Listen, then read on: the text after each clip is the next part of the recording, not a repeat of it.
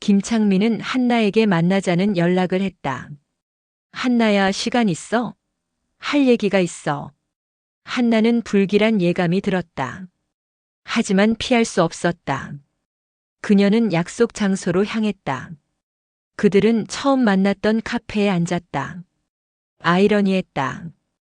시작했던 곳에서 끝을 맞이하는 것. 무슨 얘기인데? 한나가 먼저 물었다. 김창민은 한참을 망설이다가 입을 열었다. 한나야, 미안해. 뭐가? 우리 이제 그만 만나는 게 좋을 것 같아. 한나는 예상했던 말이었지만 막상 듣고 나니 가슴이 무너지는 것 같았다.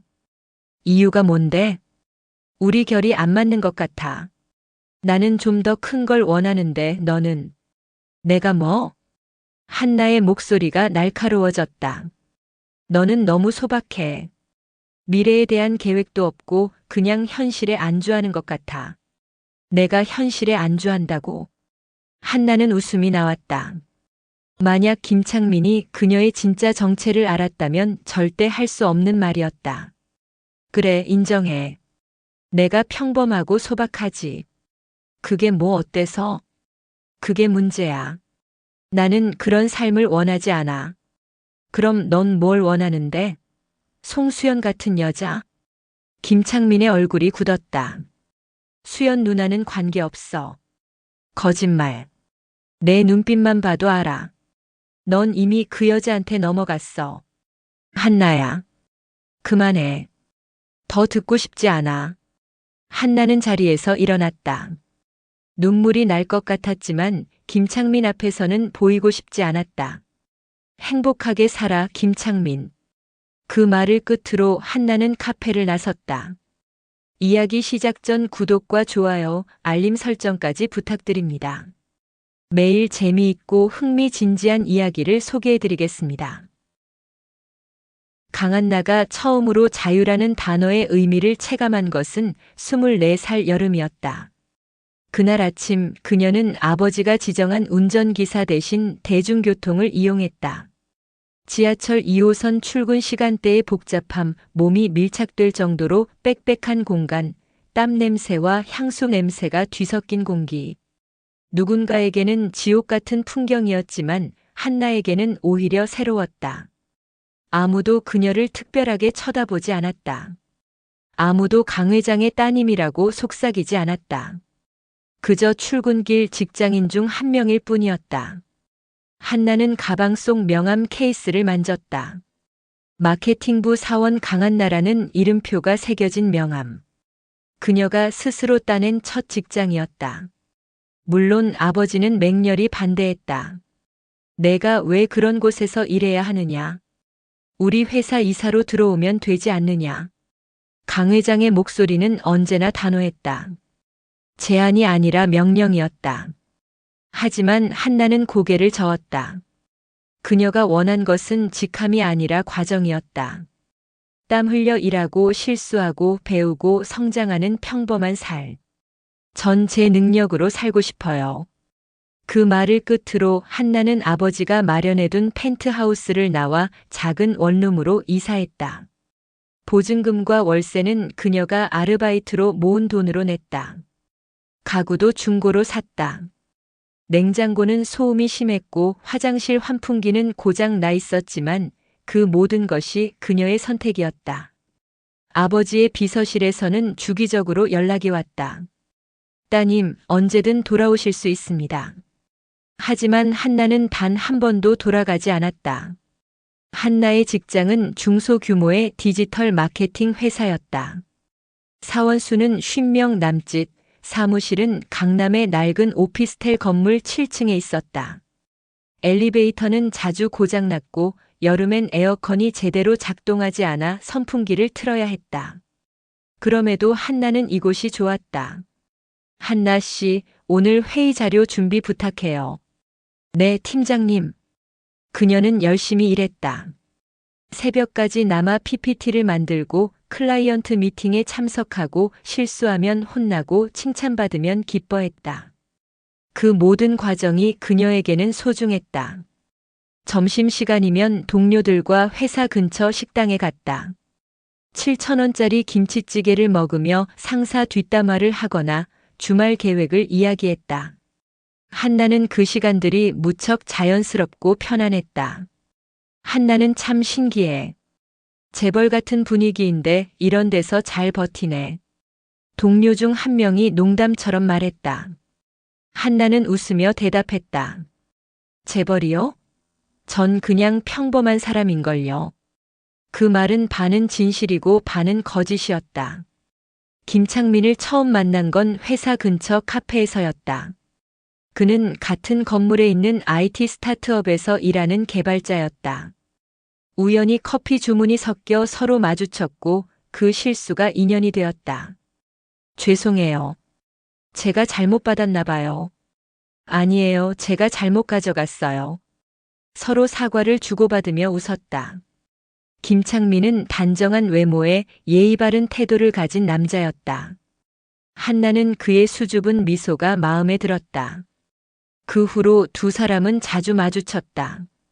점심시간, 퇴근길, 주말 카페. 우연은 점차 필연이 되었고 김창민이 먼저 연락처를 물었다. 혹시 괜찮으시면 이번 주말에 영화 보러 가실래요? 한나는 망설이지 않고 고개를 끄덕였다. 그렇게 시작된 연애는 평범하고 따뜻했다. 김창민은 세심했다. 데이트 코스를 미리 알아보고 한나가 좋아하는 음식을 기억했다. 기념일엔 손편지를 썼고 비가 오는 날엔 우산을 들고 회사 앞에서 기다렸다. 한나는 그의 그런 모습이 좋았다. 화려하지 않지만 진실했다. 아버지처럼 그녀를 통제하려 들지도 않았고 재력을 따지지도 않았다. 그저 강한 나라는 사람 자체를 좋아해주는 것 같았다. 나 정말 행복해. 어느 날 저녁 한강 둔치에 앉아 한나가 말했다. 김창민은 그녀의 손을 꼭 잡았다. 나도. 그 순간 한나는 이 사람과 평생을 함께할 수 있을 것 같았다. 하지만 한나에게는 김창민에게 말하지 못한 비밀이 있었다. 그녀는 강한 나였다. 강씨 그룹 총수의 외동딸. 세계 10대 재벌가의 후계자. 언론에서는 금수저 중에 금수저라고 불렸지만 그녀 스스로는 그 꼬리표가 싫었다. 처음에는 말할 기회가 없었다. 그냥 평범한 직장인으로 만났고 굳이 밝힐 필요가 없었다. 하지만 관계가 깊어질수록 비밀은 점점 무거워졌다. 언제 말해야 하지? 한나는 고민했다.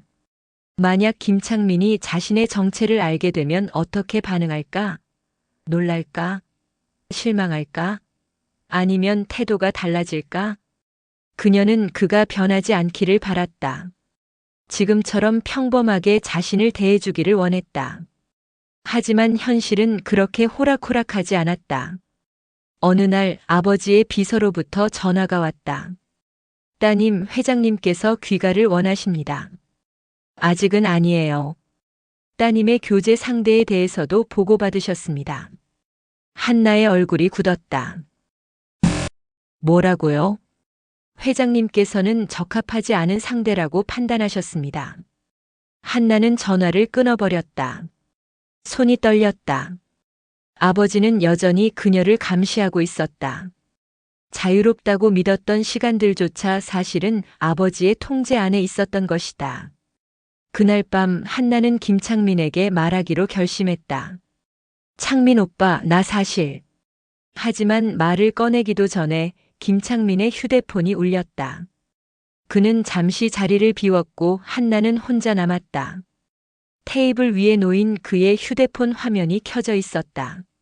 메시지 알림이 떠 있었다. 수연 누나 오빠, 오늘 정말 즐거웠어요. 다음에 또 만나요. 한나의 심장이 철렁 내려앉았다. 송수연. 그 이름을 한나는 알고 있었다. 김창민의 대학 선배이자 최근 자주 언급되는 여자였다. 수연 누나가 요즘 사업 시작했대. 대단하지? 수연 누나랑 오늘 점심 먹었어. 상담 좀 해줬어. 처음엔 대수롭지 않게 생각했다. 선배와 후배 사이, 그 이상도 이하도 아니라고 믿었다. 하지만 메시지 속 하트 이모티콘은 한나를 불안하게 만들었다. 김창민이 돌아왔다. 미안, 회사 일이야. 응. 한나는 아무 말도 하지 않았다. 그날 밤 그녀는 송수연을 검색해봤다. SNS 계정은 화려했다. 명품 가방, 고급 레스토랑, 해외여행 사진들. 프로필에는 기업 대표라고 적혀 있었다. 한나는 직감했다. 저 여자는 위험하다. 며칠 후 한나는 김창민에게 물었다. 요즘 수연 선배 자주 만나는 것 같은데 괜찮아? 응. 왜? 김창민은 태연했다. 그냥 선배니까. 걱정하지 마. 하지만 그의 태도는 조금씩 변하고 있었다. 데이트 약속을 미루거나 전화를 받지 않는 날이 많아졌다. 한나가 물어보면 바빠서라는 대답만 돌아왔다. 어느 날 저녁 한나는 회사 근처에서 김창민을 우연히 목격했다. 그는 송수연과 함께 있었다. 두 사람은 웃으며 고급 레스토랑으로 들어갔다. 한나의 가슴이 먹먹해졌다. 송수연은 중소기업 사장의 딸이라고 자신을 소개했다. 하지만 실상은 달랐다. 그녀의 아버지는 지방의 작은 공장을 운영하는 평범한 사업가였고 회사 규모는 그녀가 포장한 것만큼 크지 않았다. 하지만 송수연은 이미지 관리의 달인이었다. SNS에는 빌린 명품과 할인받은 호텔 사진을 올렸고 지인들에게는 해외 바이어와 미팅한다는 식으로 과장했다. 실제로는 그저 상류층 흉내를 내는 것에 불과했다. 그녀의 목표는 명확했다. 재력 있는 남자와 결혼하는 것. 김창민은 그녀에게 적당한 타깃이었다. IT 스타트업 개발자라는 직함, 괜찮은 외모, 그리고 순진한 성격. 송수연은 김창민에게 접근했다. 우연을 가장한 만남, 세심한 배려, 그리고 강한 나에게는 없는 화려함. 그녀는 자신이 가진 모든 무기를 동원했다. 창민 씨는 정말 능력 있는 사람 같아요. 왜 그런 작은 회사에 있어요? 저도 언젠가는 독립하고 싶긴 한데. 제가 투자자 소개해 드릴까요? 제 인맥 중에 괜찮은 분들이 많거든요. 김창민은 흔들렸다. 송수연이 보여주는 세계는 그가 동경하던 것이었다. 화려한 인맥, 여유로운 생활, 그리고 성공의 기회. 반면 강한 나는 평범했다. 작은 원룸에 살고 중고 가구를 쓰고 저렴한 식당에서 밥을 먹었다. 김창민은 점차 한나에게서 미래를 보지 못하게 되었다. 한나는 변화를 감지했다. 김창민의 눈빛, 목소리 톤, 데이트 빈도.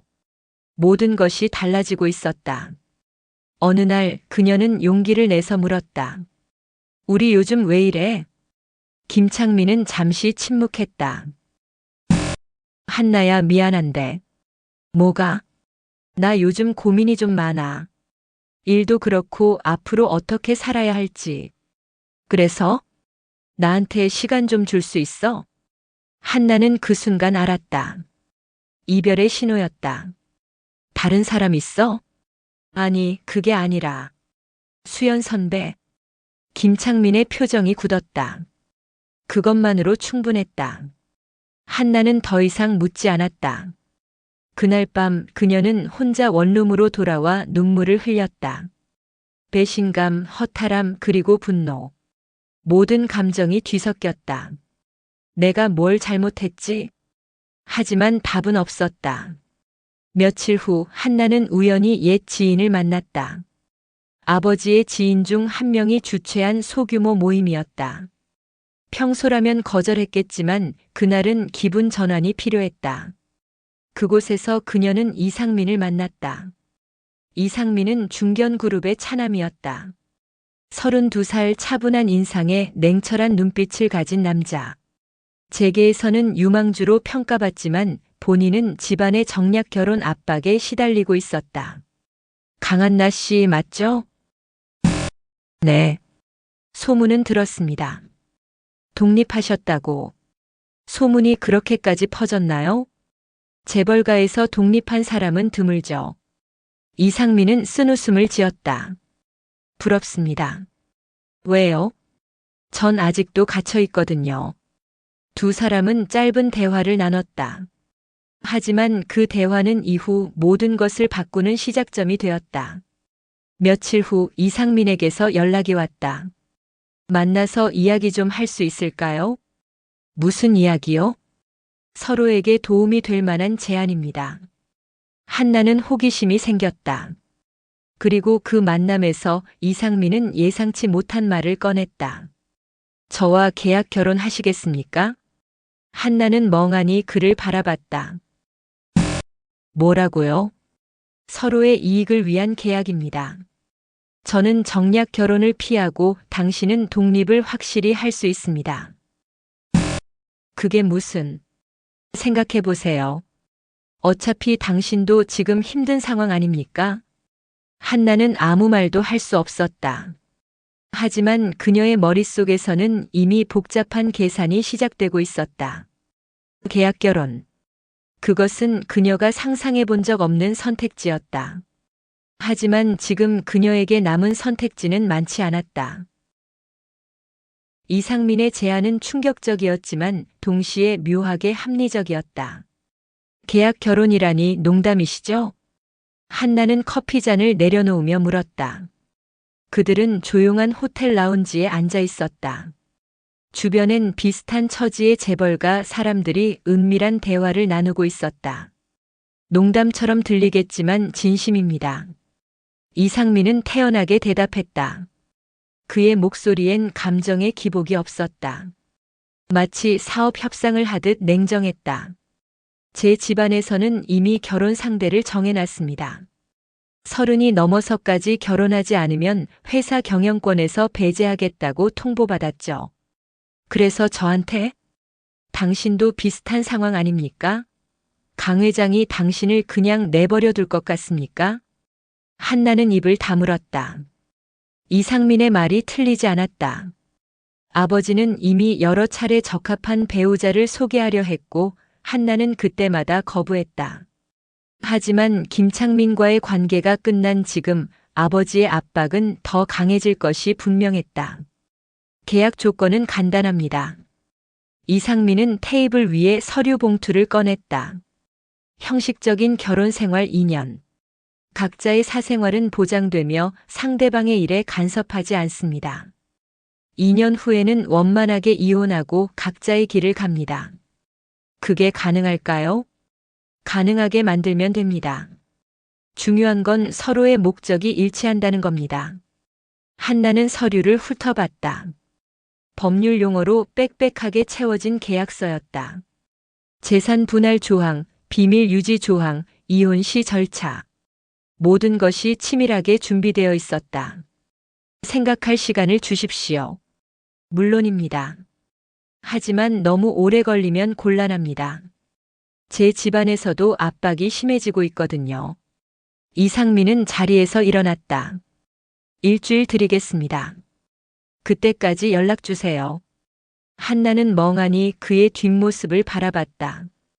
같은 시각 김창민은 송수연과 함께 강남의 고급 레스토랑에 있었다. 이 와인 정말 맛있지 않아요? 송수연은 우아하게 와인잔을 기울였다. 그녀는 오늘도 완벽했다. 샤넬 재킷, 에르메스 가방, 그리고 세련된 화장. 모든 것이 상류층의 이미지를 풍겼다. 응, 그러네. 김창민은 어색하게 웃었다. 사실 그는 와인의 맛을 구분할 줄 몰랐다. 하지만 수연 앞에서 그런 티를 낼 수 없었다. 창민 씨, 다음 주에 제 아버지 회사 임원들이 모이는 자리가 있어요. 같이 가실래요? 나를? 왜? 좋은 인맥 쌓으시라고요. 창민 씨 같은 인재는 더 큰 무대에 있어야 한다고 생각해요. 송수연의 말은 달콤했다. 김창민은 점점 그녀의 세계에 빠져들고 있었다. 사실 그는 한나와의 관계에서 답답함을 느끼고 있었다. 한나는 소박했다. 데이트 장소는 언제나 저렴한 식당이나 공원이었고 선물도 실용적인 것들 뿐이었다. 미래에 대한 이야기를 할 때도 작은 집에서 소박하게 사는 것이 그녀의 꿈이었다.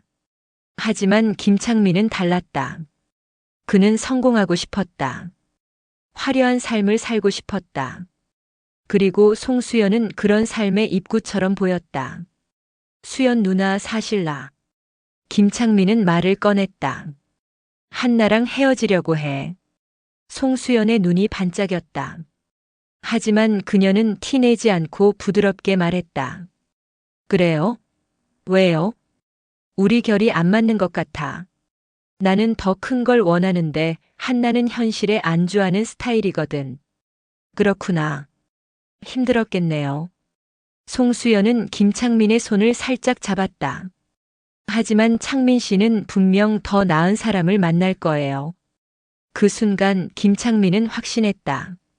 자신의 선택이 옳다고. 며칠 후 김창민은 한나에게 만나자는 연락을 했다. 한나야, 시간 있어? 할 얘기가 있어. 한나는 불길한 예감이 들었다. 하지만 피할 수 없었다. 그녀는 약속 장소로 향했다. 그들은 처음 만났던 카페에 앉았다. 아이러니했다. 시작했던 곳에서 끝을 맞이하는 것. 무슨 얘기인데? 한나가 먼저 물었다. 김창민은 한참을 망설이다가 입을 열었다. 한나야, 미안해. 뭐가? 우리 이제 그만 만나는 게 좋을 것 같아. 한나는 예상했던 말이었지만 막상 듣고 나니 가슴이 무너지는 것 같았다. 이유가 뭔데? 우리 결이 안 맞는 것 같아. 나는 좀 더 큰 걸 원하는데 너는. 내가 뭐? 한나의 목소리가 날카로워졌다. 너는 너무 소박해. 미래에 대한 계획도 없고 그냥 현실에 안주하는 것 같아. 내가 현실에 안주한다고? 한나는 웃음이 나왔다. 만약 김창민이 그녀의 진짜 정체를 알았다면 절대 할 수 없는 말이었다. 그래, 인정해. 내가 평범하고 소박하지. 그게 뭐 어때서? 그게 문제야. 나는 그런 삶을 원하지 않아. 그럼 넌 뭘 원하는데? 송수연 같은 여자? 김창민의 얼굴이 굳었다. 수연 누나는 관계없어. 거짓말. 내 눈빛만 봐도 알아. 넌 이미 그 여자한테 넘어갔어. 한나야.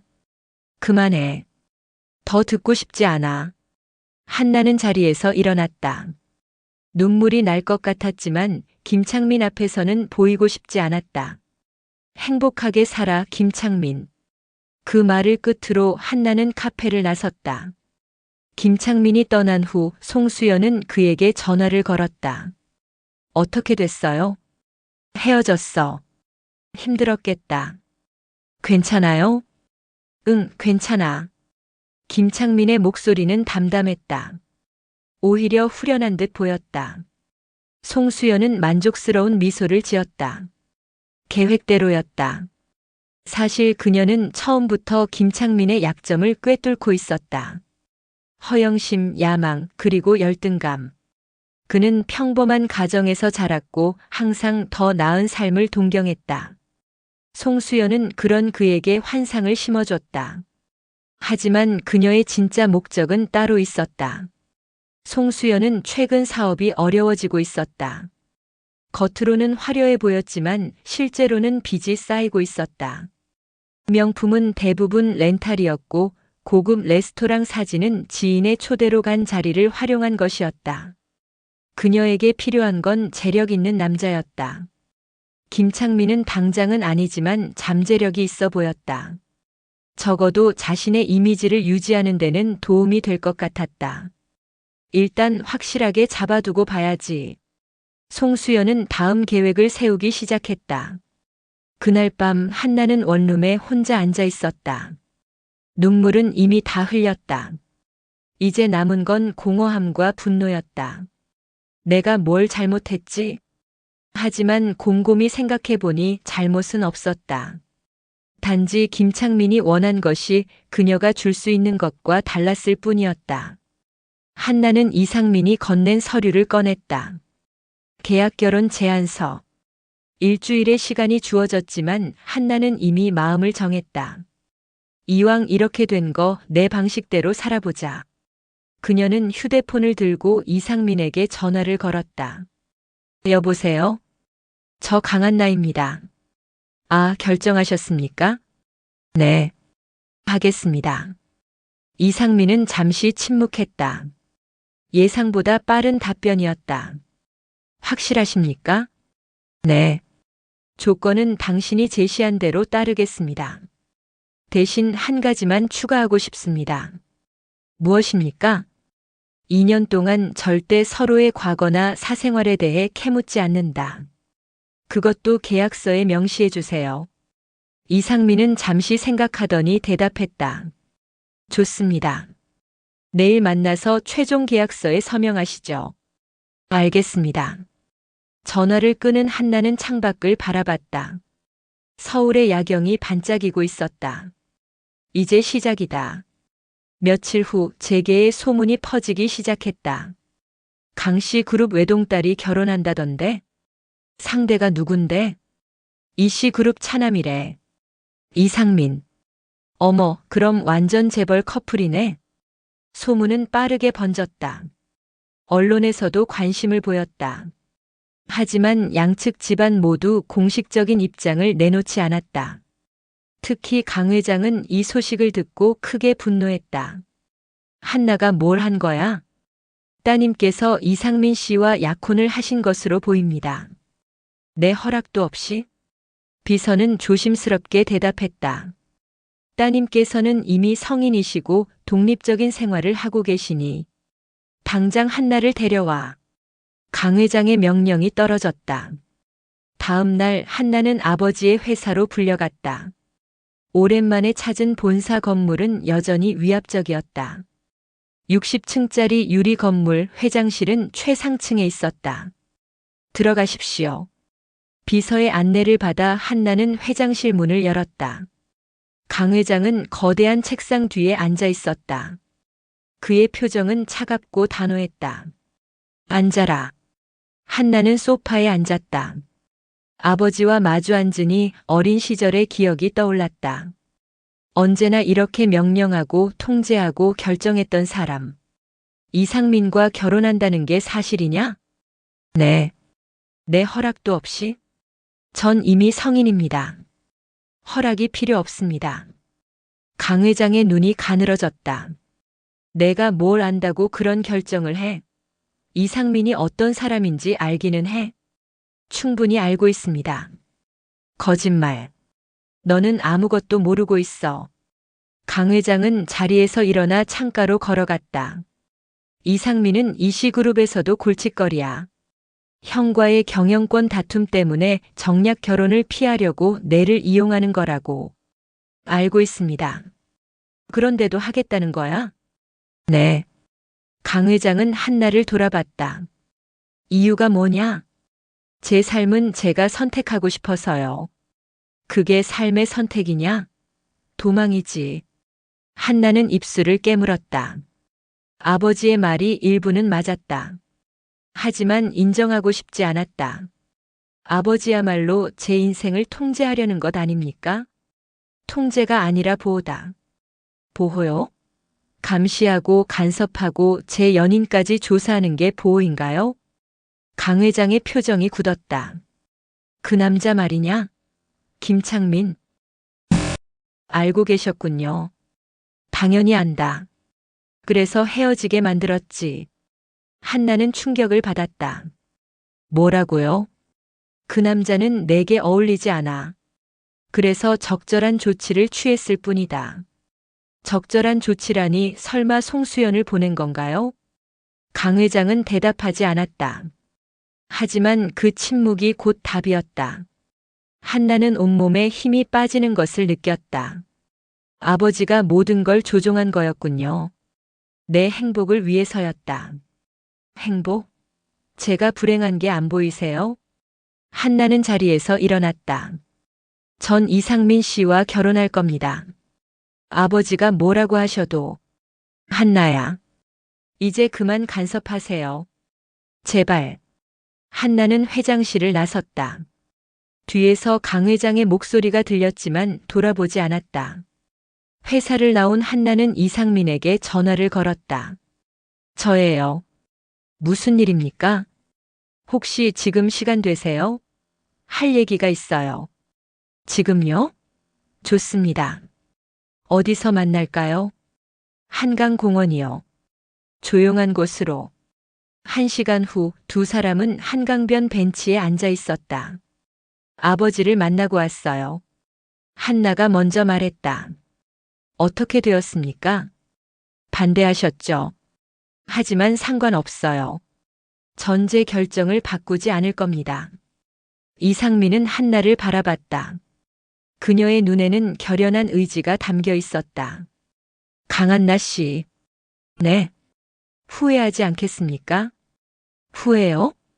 계약 결혼이라고는 하지만 우리 인생에 큰 영향을 미칠 결정입니다. 한나는 잠시 생각했다.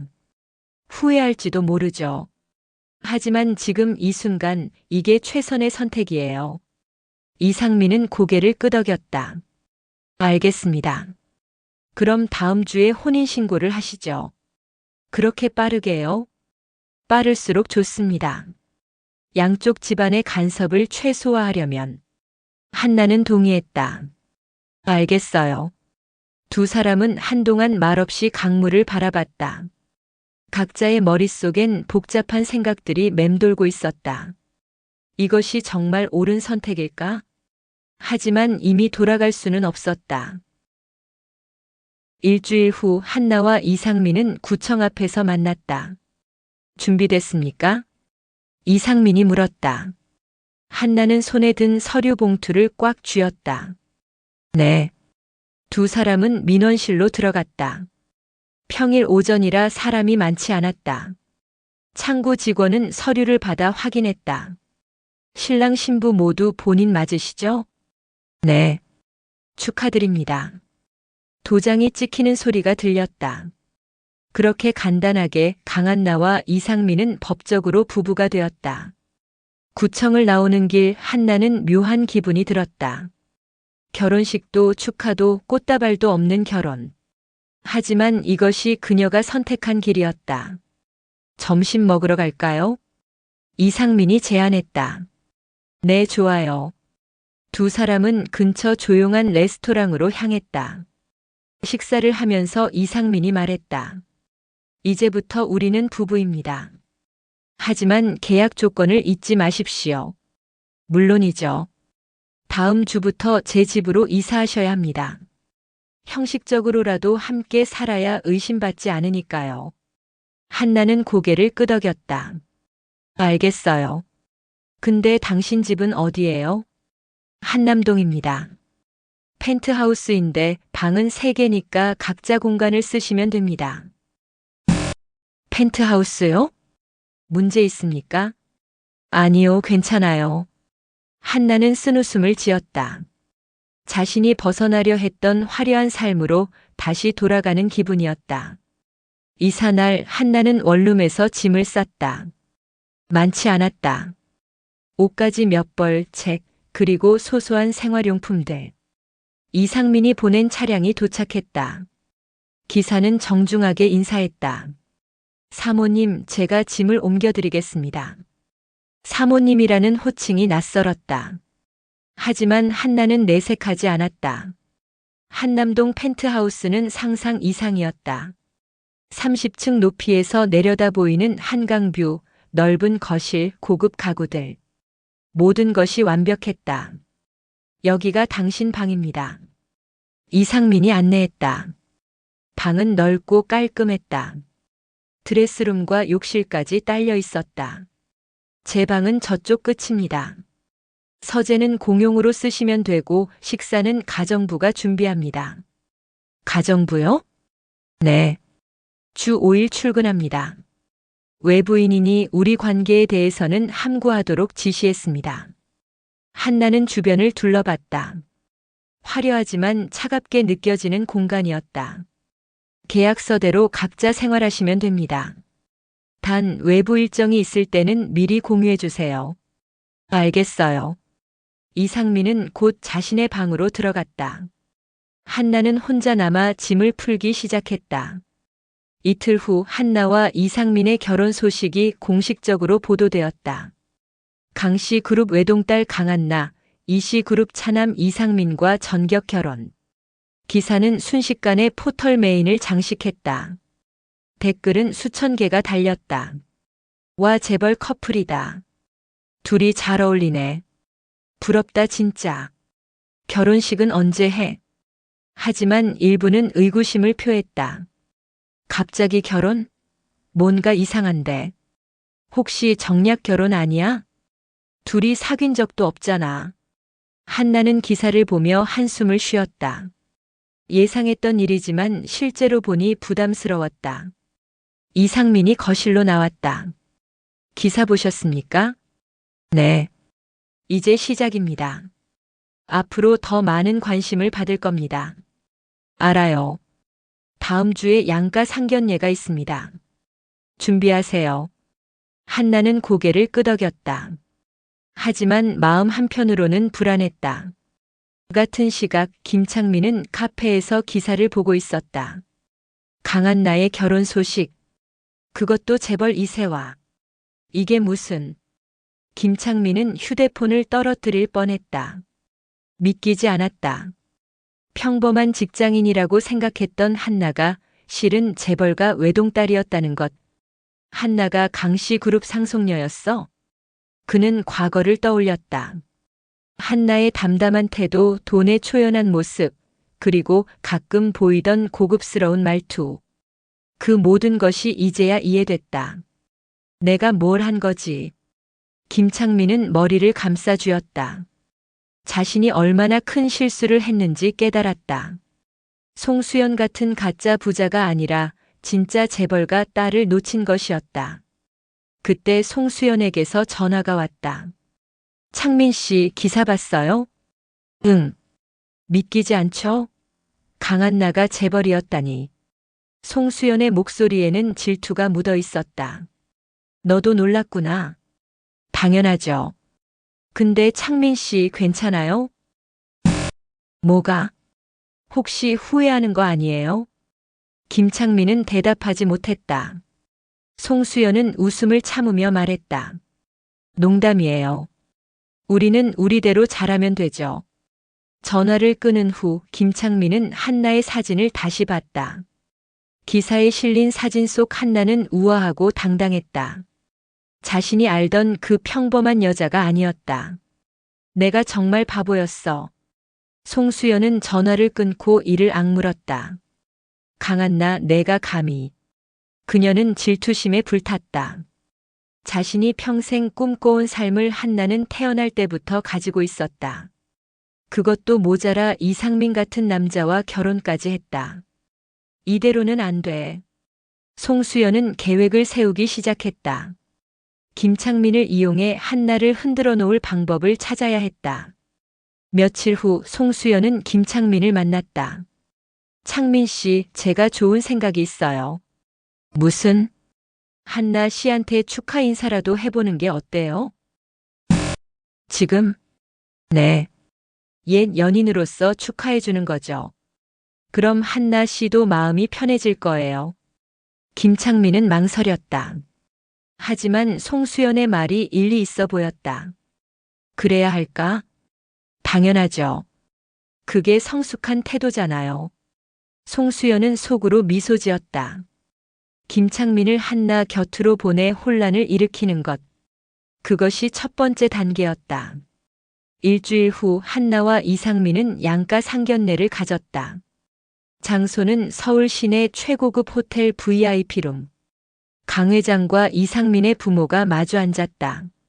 처음 뵙겠습니다. 이상민의 아버지 이재훈입니다. 강민수입니다. 두 사람은 악수를 나눴다. 하지만 분위기는 냉랭했다. 강 회장은 처음부터 불쾌한 표정이었다. 이 결혼 정말 두 사람이 원해서 한 건가? 이재훈은 웃으며 대답했다. 물론입니다. 아이들이 서로 마음이 맞아서 결정한 일이죠. 그래? 난 그렇게 안 보이는데. 강 회장은 이상민을 쳐다봤다. 자네는 왜 내 딸과 결혼하려는 건가?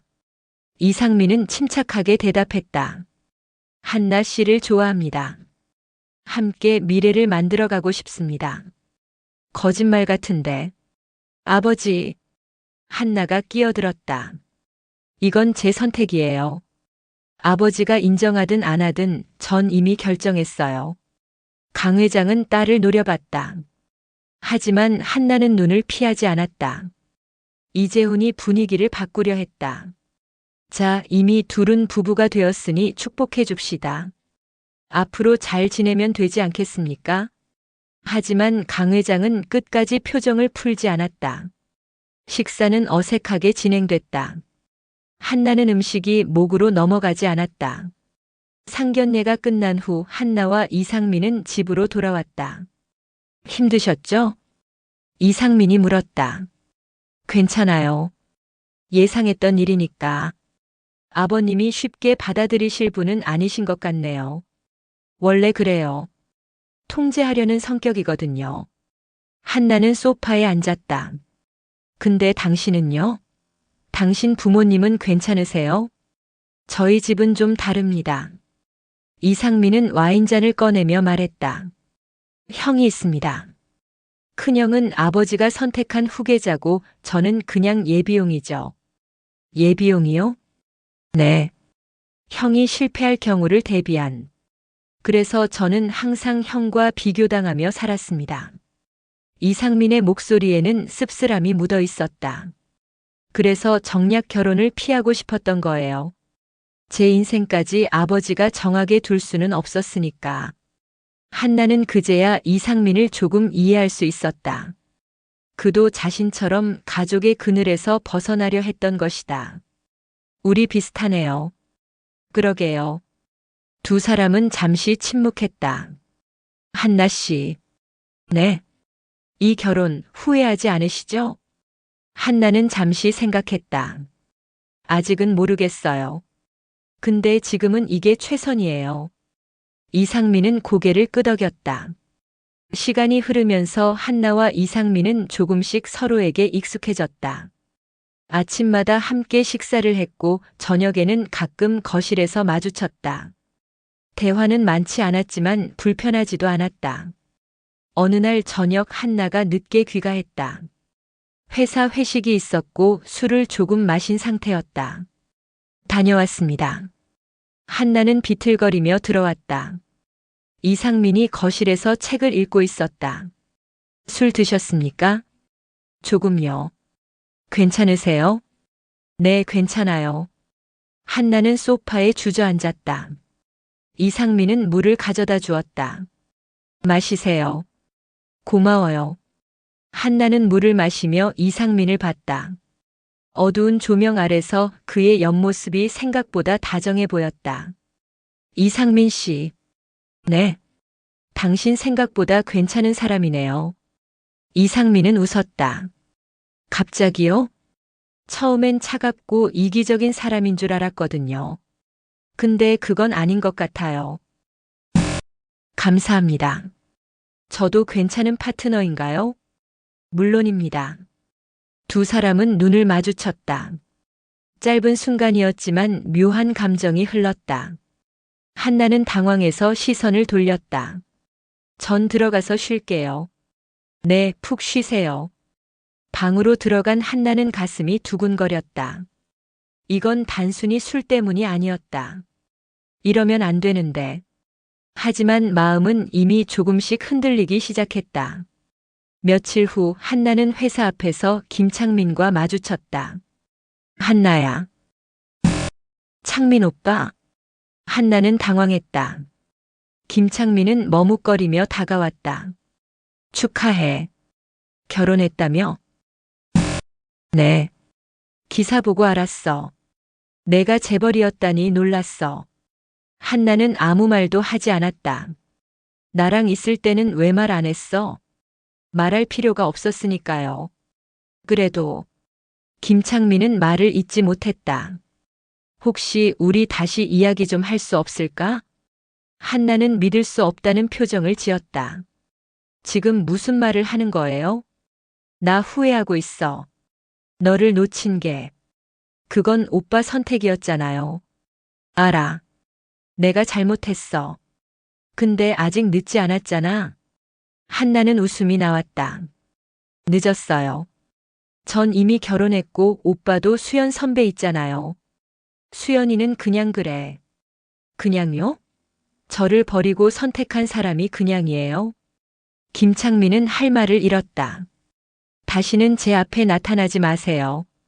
전 이제 다른 삶을 살고 있어요. 한나는 돌아섰다. 김창민은 그녀의 뒷모습을 멍하니 바라봤다. 그날 저녁 한나는 이상민에게 말했다. 오늘 옛 남자친구를 만났어요. 그래요? 걱정 마세요. 이미 정리된 관계예요. 이상민은 잠시 침묵했다. 한나 씨. 네. 힘드시면 언제든 말씀하세요. 계약 관계지만 최소한의 배려는 해드릴 수 있습니다. 한나는 그의 말에 마음이 따뜻해졌다. 고마워요. 두 사람 사이의 거리가 조금씩 가까워지고 있었다. 한 달이 흐른 어느 날 강 회장은 본격적으로 움직이기 시작했다. 이상민을 조사해라. 모든 것을. 비서실장은 고개를 숙였다. 이미 진행 중입니다. 곧 보고 드리겠습니다. 사흘 후 두꺼운 보고서가 강 회장의 책상 위에 놓였다. 이상민의 과거 행적 재산 상황, 그리고 형제 간의 경영권 분쟁까지 모든 것이 담겨 있었다. 역시 정략 결혼이었군. 강 회장은 보고서를 덮으며 차갑게 웃었다. 한나가 이용당하고 있어. 이대로 둘 순 없지. 그는 이상민의 아버지 이재훈에게 직접 전화를 걸었다. 이 회장 나야. 우리 한번 만나서 이야기 좀 하세. 무슨 일로? 아이들 결혼 말이야. 우리가 좀 정리할 게 있지 않나? 이재훈은 잠시 침묵하다 대답했다. 좋소. 시간 내시오. 며칠 후 두 회장은 은밀한 장소에서 만났다. 강남의 고급 한정식집 VIP룸이었다. 직설적으로 말하겠소. 강 회장이 먼저 입을 열었다. 이 결혼 파기하시오. 갑자기 무슨 말이오? 자네 아들이 우리 딸을 이용하고 있다는 거 나도 안다. 정략 결혼 피하려고 한나를 선택한 거 아닌가? 이재훈은 술잔을 내려놓았다. 그건 오해요. 아이들이 서로 좋아해서 한 일이요. 거짓말 말게.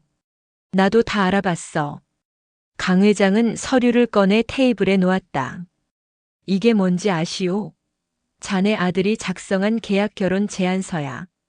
이재훈의 얼굴이 굳었다. 어떻게? 내 딸이 계약 결혼을 했다는 걸 내가 모를 줄 알았소? 이 결혼은 사랑이 아니라 거래야. 그래도 이미 결혼은 했소.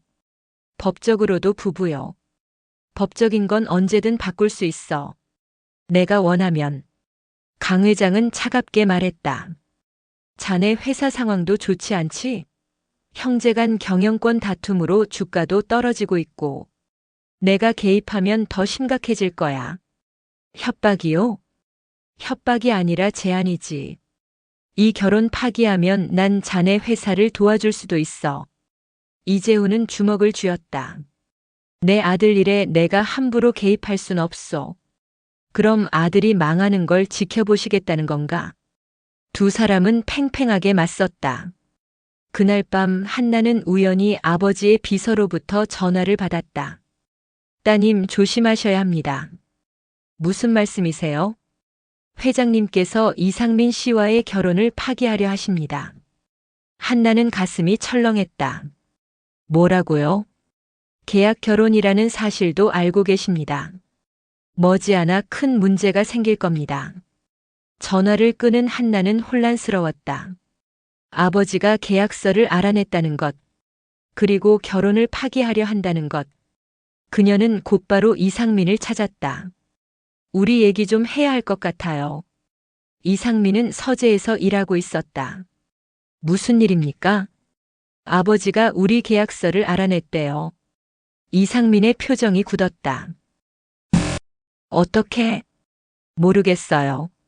하지만 결혼을 파기하려 하신대요. 그게 가능할까요? 제 아버지라면 가능해요. 수단과 방법을 가리지 않으시니까. 이상민은 자리에서 일어났다. 제 아버지에게도 압력을 넣으셨을 겁니다. 그럼 어떻게 하죠? 일단 버텨야 합니다. 2년이라는 계약 기간이 아직 많이 남았으니까. 하지만 한나는 불안했다. 아버지의 집요함을 너무 잘 알고 있었다. 그 같은 시각 송수연은 김창민을 만나고 있었다. 창민 씨, 기회가 왔어요. 무슨 기회? 강한나의 결혼이 계약 결혼이래요. 김창민은 놀라 눈을 크게 떴다. 계약 결혼? 그게 무슨 말이야? 제 정보원이 알려줬어요. 한나와 이상민은 사랑해서 결혼한 게 아니래요. 서로의 이익을 위한 계약이었대요. 송수연은 거짓 정보를 흘렸다. 사실 그녀는 강 회장의 측근으로부터 돈을 받고 정보를 받아낸 것이었다. 그럼 한나가 아직 날 좋아할 수도 있다는 거야? 당연하죠. 창민 씨가 다시 접근하면 흔들릴 거예요. 김창민의 눈에 희망이 비쳤다. 정말? 네. 이번 기회에 한나를 되찾으세요.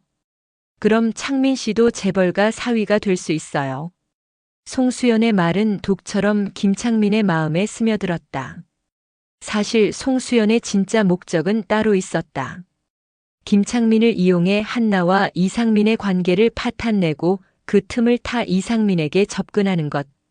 김창민은 그저 말로 쓰일 뿐이었다. 며칠 후 김창민은 한나의 회사 앞에서 다시 나타났다. 한나야. 한나는 그를 보고 인상을 찌푸렸다. 왜 또 왔어요? 너랑 꼭 할 얘기가 있어. 할 얘기 없어요. 가세요. 한나는 돌아서려 했지만 김창민이 팔을 잡았다. 잠깐만.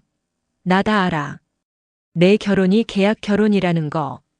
한나는 얼어붙었다. 뭐라고? 넌 이상민을 사랑하지 않잖아. 그냥 계약 때문에 결혼한 거잖아. 누가 그런 소리를. 중요한 건 그게 아니야. 한나야, 우리 다시 시작할 수 있어. 한나는 그의 손을 뿌리쳤다. 미쳤어요? 지금 무슨 소리 하는 거예요? 나 진심이야. 너를 놓친 게 내 인생 최대의 실수였어. 다시 기회를 줘. 기회요? 저를 버린 게 누군데요? 내가 잘못했어. 인정해. 근데 아직 늦지 않았잖아. 한나는 차갑게 웃었다. 늦었어요. 전 이제 다른 사람이에요. 그리고 그녀는 잠시 말을 멈췄다. 이상민 씨를 좋아하기 시작했어요. 그 말은 한나 자신도 놀랄 만큼 진심이었다. 김창민은 얼굴이 일그러졌다. 그 사람이 뭐가 좋은데? 그 사람도 너를 이용하는 거잖아. 그건 당신이 판단할 일이 아니에요. 제발 이제 그만 나타나세요. 한나는 택시를 잡아타고 떠났다. 김창민은 그 자리에 멍하니 서 있었다. 그날 저녁 한나는 집에 돌아와 이상민에게 말했다. 오늘 김창민을 또 만났어요. 이상민의 표정이 굳었다. 또요? 네. 우리 계약 결혼이라는 걸 알고 있더라고요. 어떻게 그걸? 모르겠어요. 누가 흘린 것 같아요. 이상민은 주먹을 쥐었다. 아마 아버님 쪽에서 흘린 것 같습니다. 우리 관계를 흔들려는 의도로. 그런 것 같아요. 두 사람은 침묵했다.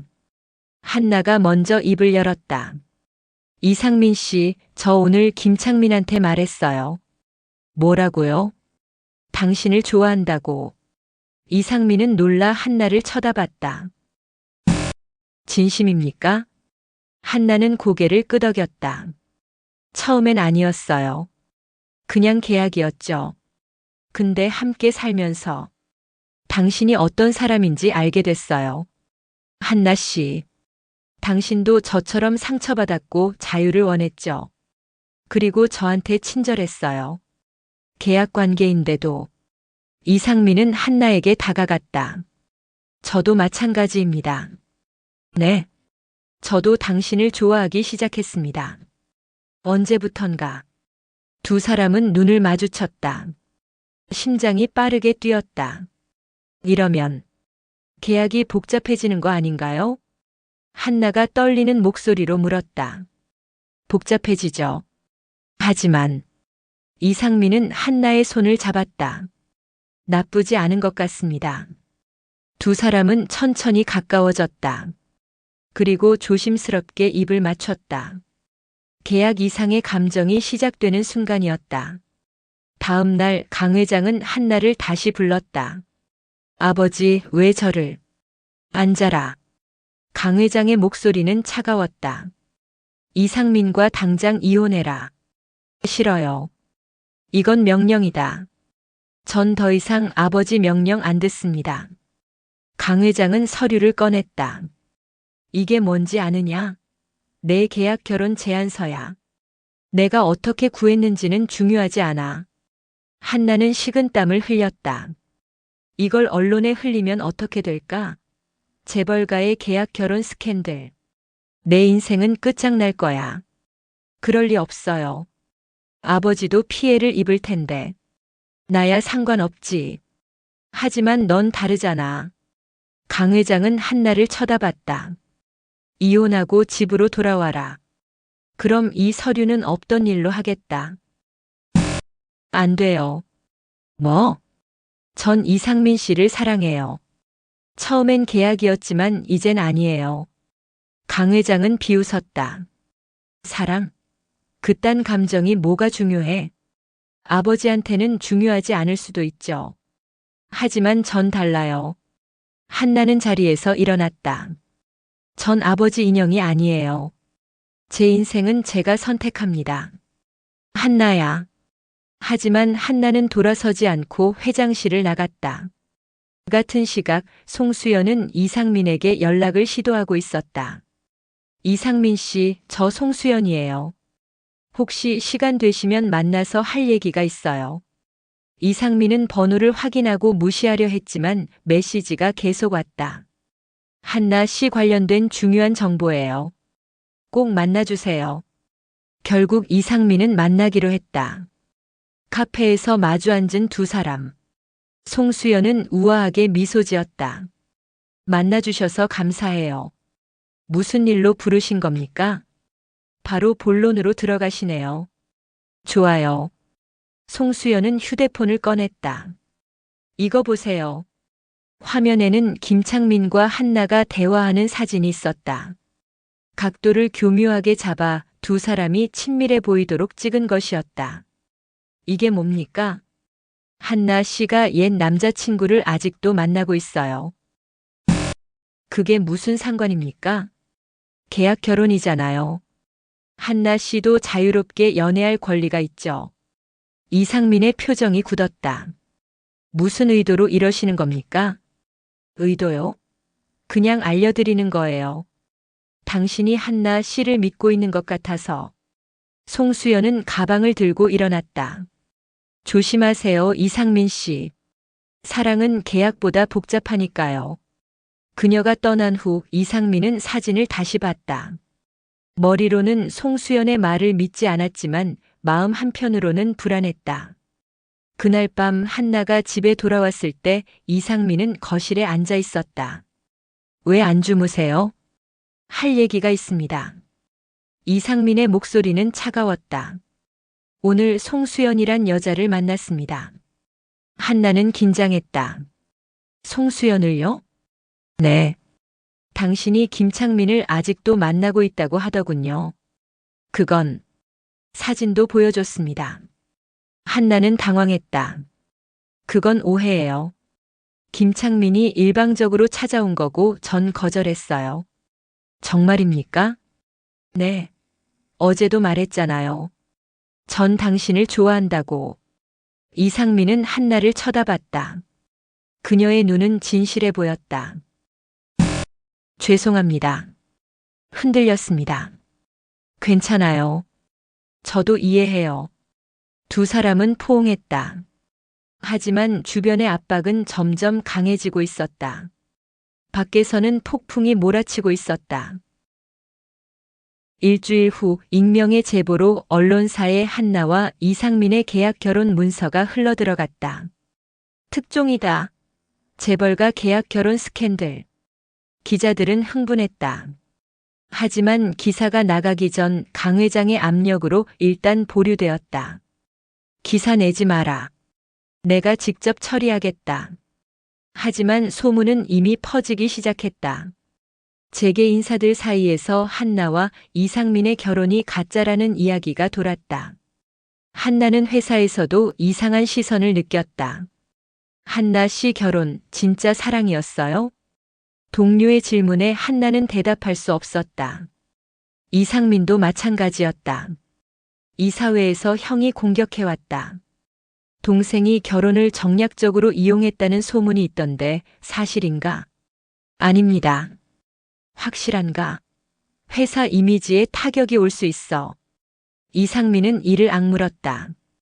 그날 밤 한나는 이상민과 마주 앉았다. 이대로는 안 되겠어요. 무슨 뜻입니까? 우리 계약 공개하는 게 어떨까요? 이상민은 놀라 한나를 쳐다봤다. 정신이 있으십니까? 그러면 우리 둘 다 끝장입니다. 어차피 이미 소문이 돌고 있어요. 숨기려 할수록 더 커질 거예요. 하지만 차라리 우리가 먼저 진실을 밝히는 게 낫지 않을까요? 물론 방법은 신중하게 생각해야겠지만 이상민은 깊은 고민에 빠졌다. 만약 공개한다면 어떻게 하실 겁니까? 솔직하게 말할 거예요. 처음엔 계약이었지만 지금은 진심이라고. 한나는 이상민의 손을 잡았다. 당신도 같은 마음이죠? 이상민은 고개를 끄덕였다. 네. 하지만 그 방법은 너무 위험합니다. 그럼 다른 방법을 찾아요. 함께. 같은 시각 송수연은 자신의 계획이 틀어지고 있다는 것을 감지했다. 한나와 이상민은 위기 속에서 오히려 더 가까워지고 있었다. 그녀가 원했던 건 두 사람의 파탄이었는데 정반대의 결과였다. 설상가상으로 그녀의 거짓말이 들통나기 시작했다. 김창민이 그녀를 찾아왔다. 수연아, 너 날 이용한 거지? 뭐라고? 한나를 흔들려고 날 이용한 거잖아. 넌 처음부터 이상민을 노린 거야. 송수연은 당황했지만 태연한 척했다. 무슨 소리야? 난 너를 도와주려. 거짓말 그만해. 내가 강 회장한테 돈 받고 정보 흘린 것도 다 알아. 김창민은 증거 자료를 던졌다. 송수연이 강 회장의 측근과 주고받은 메시지 내역이었다. 이게 어떻게? 내 비서가 양심의 가책을 느껴서 나한테 넘겨줬어. 송수연의 얼굴이 새하얘졌다. 너 같은 여자랑은 끝이야. 다시는 연락하지 마. 김창민이 떠난 후 송수연은 무너졌다. 그녀의 계획은 완전히 실패했다. 게다가 그녀가 과장했던 재력과 인맥도 하나둘 드러나기 시작했다. SNS에 올렸던 명품들이 대여품이었다는 것, 아버지 회사가 실제로는 작은 공장에 불과하다는 것. 송수연 씨 사기 혐의로 고소가 들어왔습니다. 변호사의 전화를 받은 송수연은 모든 것을 잃었음을 깨달았다. 김창민은 혼자 남았다. 한나도 잃고 송수연의 배신도 알게 되고 그가 남은 건 후회뿐이었다. 그는 한나에게 마지막 메시지를 보냈다. 한나야, 정말 미안해. 내가 너무 어리석었어. 내가 행복하길 바라. 이제 정말 연락 안 할게. 한나는 메시지를 읽고 한숨을 쉬었다. 이제야 정신을 차렸구나. 그녀는 답장하지 않았다. 더 이상 과거에 연연할 이유가 없었다. 김창민은 회사를 그만두고 지방으로 내려갔다. 새로운 시작을 위해서였다. 그는 자신의 허영심과 욕망이 모든 것을 망쳤다는 것을 뼈저리게 깨달았다. 한 달 후 강 회장은 다시 한나를 불렀다. 아버지, 또 이혼하라고 하시는 거예요? 아니다. 강 회장의 목소리는 이전과 달랐다. 지쳐 보였다. 앉아라. 한나는 조심스럽게 앉았다. 나도 많은 생각을 했다. 강 회장은 창밖을 바라봤다. 내가 왜 그렇게 독립하려 했는지, 왜 내게서 벗어나려 했는지, 이제 조금 알 것 같다. 아버지, 나는 내가 다치지 않기를 바랐어. 그래서 모든 걸 통제하려 했지. 하지만 그게 오히려 널 더 아프게 했구나. 한나는 눈물이 날 것 같았다. 내가 너무 독선적이었다. 미안하다. 강 회장이 처음으로 사과했다. 이상민이란 사람 내가 다시 알아봤다. 나쁜 사람은 아니더구나. 네. 계약 결혼으로 시작했더라도 지금은 서로 진심인 것 같던데 맞느냐? 한나는 고개를 끄덕였다. 네, 아버지. 전 이상민 씨를 사랑해요. 강 회장은 한참을 침묵하다가 말했다. 그래. 내 선택을 존중하마. 정말요? 대신 조건이 있다. 무슨 조건이요? 제대로 된 결혼식을 올려라. 내 어머니도 그걸 원하셨을 거야. 한나는 눈물을 흘렸다. 감사해요, 아버지. 두 사람은 처음으로 진심 어린 포옹을 나눴다. 이상민도 자신의 아버지와 대화를 나눴다. 아버지, 저 회사 경영권 싸움에서 빠지겠습니다. 뭐? 이재우는 놀랐다. 형이 회사를 이끄는 게 맞습니다. 전 다른 길을 가고 싶습니다. 갑자기 왜 그러느냐? 한나 씨와 함께 새로운 사업을 시작하고 싶습니다. 우리 둘만의 회사를요.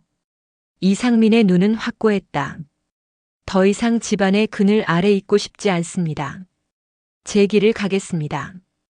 이재훈은 아들을 오랫동안 바라봤다. 그래. 내 뜻대로 해라. 감사합니다, 아버지. 이상민은 처음으로 아버지에게 자유로워진 기분을 느꼈다. 2달 후 한나와 이상민은 작은 결혼식을 올렸다. 화려한 호텔이 아니라 작은 예배당에서였다. 초대받은 사람도 많지 않았다. 양가 부모님과 가까운 친구들뿐. 한나는 소박한 웨딩드레스를 입었다. 이상민은 단정한 턱시도를 입었다. 신랑은 신부에게 평생 사랑하고 아끼겠다고 서약하십니까? 네, 서약합니다. 신부는 신랑에게 평생 사랑하고 아끼겠다고 서약하십니까? 네, 서약합니다. 두 사람은 반지를 교환하고 입을 맞췄다. 이번에는 계약이 아니라 진심이었다. 식이 끝난 후 두 사람은 하객들과 인사를 나눴다. 축하합니다, 따님. 강 회장이 다가왔다. 그의 눈가에는 눈물이 맺혀 있었다. 고마워요, 아버지. 행복해라. 그게 내 마지막 부탁이다. 한나는 아버지를 안았다. 이상민의 가족들도 축하를 건넸다. 동생 잘 살아라. 형이 악수를 청했다. 형도요. 두 사람은 웃으며 화해했다. 1년이 흘렀다. 한나와 이상민은 함께 작은 컨설팅 회사를 차렸다. 재벌가의 배경 없이 순수하게 자신들의 능력으로 일궈나가는 회사였다. 처음에는 힘들었다. 하지만 두 사람은 함께였기에 이겨낼 수 있었다. 오늘 계약 따냈어요. 한나가 사무실로 뛰어들어왔다. 정말요? 네. 우리 첫 대형 프로젝트예요. 이상민은 한나를 안아들었다. 잘했어요, 우리 사장님. 당신도요, 우리 공동대표님. 두 사람은 웃으며 키스했다. 저녁 두 사람은 한강변을 산책했다. 생각해보면 참 많은 일이 있었죠? 한나가 말했다. 그러게요. 계약 결혼으로 시작했는데 지금은 진짜 부부가 됐네요. 후회하지 않으시죠? 한나는 이상민을 쳐다봤다. 당연하죠. 당신은요? 저도 마찬가지입니다. 두 사람은 손을 꼭 잡고 걸었다. 이상민 씨. 네. 사랑해요. 저도 사랑합니다, 한나 씨. 2년 후. 한나와 이상민의 회사는 업계에서 인정받는 중견기업으로 성장했다. 강 회장은 은퇴를 선언하고 한나에게 경영권을 넘기려 했지만 한나는 정중히 거절했다. 전 제가 만든 회사를 키우고 싶어요. 강 회장은 딸의 선택을 존중했다. 김창민은 지방에서 작은 카페를 운영하며 평범하게 살고 있었다. 가끔 한나의 기사를 보며 과거를 후회했지만 이제는 담담하게 받아들였다. 송수연은 사기 혐의로 벌금형을 받고 SNS를 모두 정리했다. 그녀는 겸손하게 아버지의 공장에서 일하며 새로운 삶을 시작했다. 한나의 집 거실. 여보, 이리 와봐요. 이상민이 부르는 소리에 한나가 다가갔다. 왜요? 이것 좀 봐요. 이상민은 초음파 사진을 보여줬다.